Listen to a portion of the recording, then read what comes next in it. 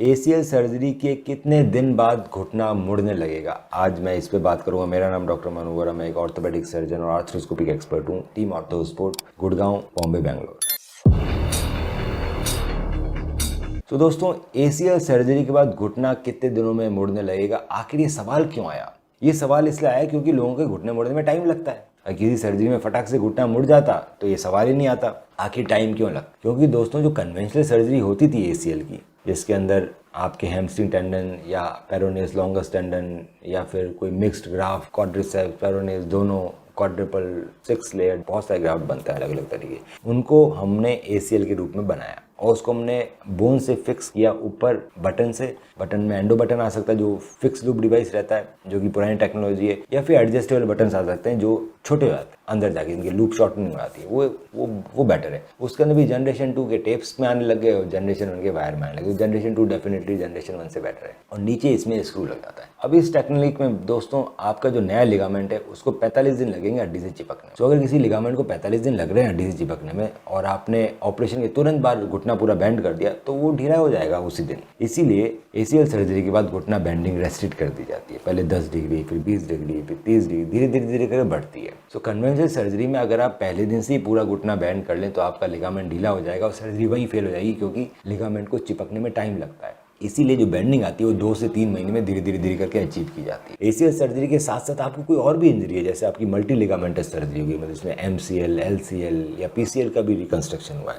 या फिर आपका मेनिस्कस रिपेयर हुआ है, तो प्रोटोकॉल और स्ट्रिक्ट हो जाते हैं, क्योंकि बहुत सारे लिगामेंट बने हैं, सारे के सारे कच्चे हैं, कोई भी हड्डी से चिपके नहीं है, बहुत सारे खड्डे हो गए हमारी हड्डी के अंदर बड़े बड़े लिगामेंट जाने के लिए, तो इसमें बेंडिंग और कम हो जाती है। धीरे धीरे करके 3 से 4 महीने में कंप्लीट बेंडिंग आती है। एक बार अगर आपकी बेंडिंग स्लो हो गई दोस्तों, तो घुटना जाम होने लगता है कुछ दिनों बाद। तो घुटना जाम होगा तो और ज़्यादा मुश्किल होगी बेंड करने में, और ज़्यादा तकलीफ होगी। तो कुछ परसेंटेज लोग ऐसे होते हैं जिनकी बेंडिंग कभी नहीं आती, उनको फिर बेहोश करके बेंड करना पड़ता है 3 से 4 या 6 महीने के बाद। वो डॉक्टर डिसाइड करता है डिपेंडिंग अपॉन किस तरह के इम्प्लांट लगे हैं, कौन सी टेक्निक से आपका ऑपरेशन। अगर आपका मेनिस्कस रिपेयर हुआ, एसीएल रिकंस्ट्रक्शन है, तो भी कई बार बेंडिंग रेस्ट्रिक्ट कर दी जाती है। डिपेंड करता है कौन सी टेक्निक से हुआ है, कब तक बेंडिंग आएगी। वहीं अगर आपकी दोस्तों सर्जरी हुई है ACL repair with fibre tape internal brace, मतलब आपके नया लिगामेंट नहीं बनाया गया, जो एसीएल टूटा हुआ है उसी को रिपेयर कर दिया और रिपेयर को हमने बचा लिया है फाइबर टेप इंटरनल ब्रेस से। इसके अंदर एडजस्टेबल यूज़ होते हैं, इसके अंदर स्कॉर्पियन नीडल यूज़ होती है उसको स्टिच लेने के लिए, इसके अंदर सूचर टेप्स यूज़ होते हैं, इसके अंदर एक अलग तरह की टाइट रोप आती है एसीएल रिपेयर टाइट रोप, वो यूज़ होती है। और फाइबर टेप को फिक्स करने के लिए इसमें स्वेबल लॉक यूज़ होता है, एंकर, जो कि स्क्रू नहीं है।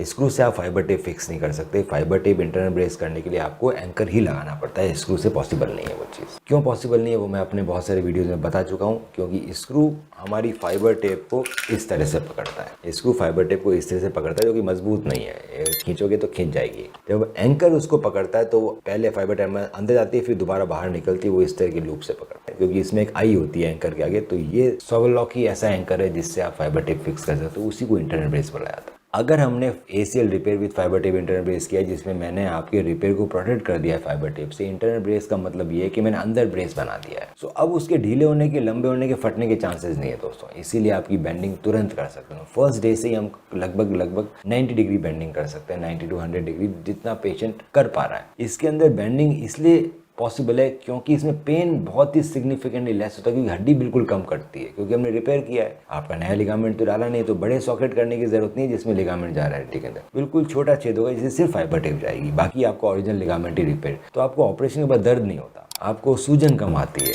आपका नी बेंड आराम से हो जाता है, और बेंड कर भी सकते हैं क्योंकि उसके ढीले होने के चांसेस नहीं, क्योंकि अंदर प्रोटेक्ट कर। अगर आपकी surgery ACL reconstruction with fibre tape internal brace हुई है, मतलब नया बनाया गया पर इंटरनल ब्रेस से बनाया गया, तो इसके अंदर भी बेंडिंग तुरंत ही अचीव कर दी जाती है अगले दिन से। क्यों? क्योंकि इसके अंदर भी दोस्तों हड्डी कम करती है, हम फ्लिप कटर यूज कर। इसके अंदर भी हमने फाइबर टेप इंटरनल ब्रेस लगाया जिसको हमने स्वेबल लॉक से फिक्स किया है। अब आपके नए लिगामेंट जो कि चिपका नहीं है हड्डी से, जो कि कमजोर भी है, अब उस पर अगर ज़्यादा जोर पड़ेगा तो फटेगा नहीं, क्योंकि अब अंदर ही ब्रेस बन गया है। अगर अंदर ब्रेस बना दिया तो बाहर ब्रेस पहनने की जरूरत नहीं, बाहर वॉकर की जरूरत नहीं। पहले दिन से पूरे वजन देके चल सकते हो, पहले दिन से पैर बेंड कर सकते हो। तो मोस्टली पेशेंट में 1 महीने में कंप्लीट बेंडिंग आ जाती है। अगर आपका इंटरनल ब्रेस से सर्जरी हुई है पर एडिशनली आपकी मेनिस्कस रिपेयर भी हो, तो मेनिस्कस रिपेयर हुआ, डिपेंडिंग अपॉन कितना बड़ा मेनिस्कस दिया था उस हिसाब से हम उसकी बेंडिंग रेस्ट्रिक्ट करते हैं। अगर मल्टी लिगामेंटस है सर्जरी दोस्तों और सारी की सारी इंटरनल ब्रेस से हुई है, तो भी इसमें बेंडिंग आप जल्दी अचीव कर सकते हो। अब 1 महीने में कंप्लीट बेंडिंग आ जाती है। सो डिपेंड करता है कि कितनी इंजरी है,